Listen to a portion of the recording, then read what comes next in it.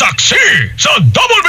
Meron nagtatanong, Joel, dito sa Facebook Live Anong natin. tanong niya? Sabi Anong ni tanong? Yonal, kasama po ba ang Mindanao sa mababa dapat ang bigas? Ayan o, Opo, Jensen. kasama po ang Jensen po, nationwide ayan, pang implementasyon ng Executive Order number 39.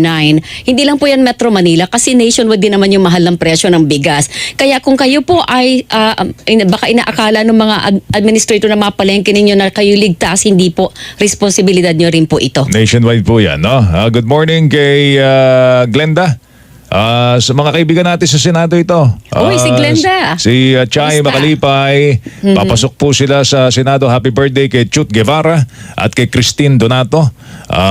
Maligayang pakikinig po sa inyo. Magandang Salamat. umaga. Alright, standby mga kapuso. Baka makausap po natin in just a while ang DTI. Marami po tayong papaksain ngayong araw na ito. Weng! Oh.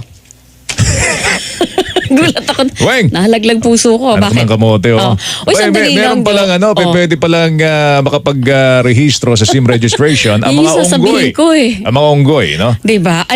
Joel, alam mo, bago pa lang kasi yung SIM registration law. Sige, tanggapin natin ito na yan ay parang birth pains sa implementasyon ng batas. Pero pag lumagpas na po kayo ng isang taon, na pinapatupad nyo ang batas at nag-worsen pa yung sitwasyon. Kasi Joel, araw-araw hindi Meron pa lumalagpas rin sa eh. 5 yung Meron scam pa rin. text na natatanggap ko. Meron pa rin. Ang sasabihin nyo sa amin na, ang promise kasi nung batas, mawawala lahat ito, hindi ba? Kapag kayo ay nag-register na ng SIM card. Pero sa hindi registration po, pa lang, Weng, di ba, nagogoyo na tayo. Totoo. May mga unggoy na pong nagparehistro. Diba? Baka naman tao ito. Mukhang unggoy lang. Hindi kaya... Hindi, di ba?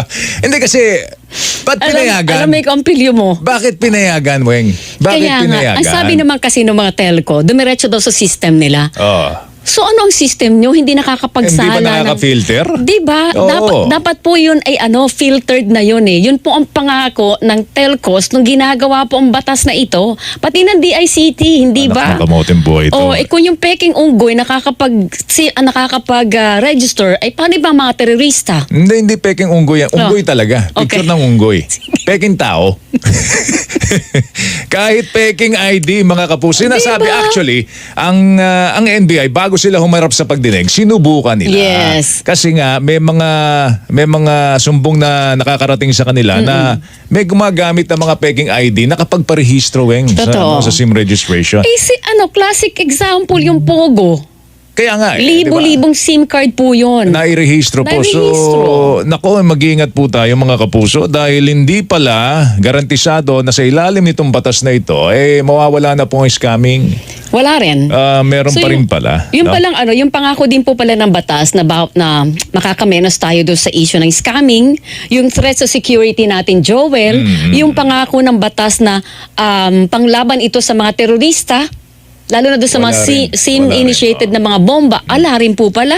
Kasi nagtataka ako, bakit parang lumuwag? Di ba, nung mga Unang araw ng registration, pagpapatupad, parang nadagdagan yung mga IDs na pwedeng gamitin. dinamihan yung Dinamihan sumobra ng dami naman no na yung mga IDs na pwedeng gamitin po rito na peke din pala. So, nako, Diyos ko. Hindi naman kaya baka naman makatao to, mukhang unggoy lang. Hindi kaya. Hindi naman siguro. Diba? Standby mga kapuso. Saan ito, Bibigay tayo tayo sa ilang mga batang paalala. Oras natin, 15 minuto makalipas ang alas 8 ng umaga. Radyo na. TV pa, Kortesiya na. disiplina pa. Taxi sa Double B!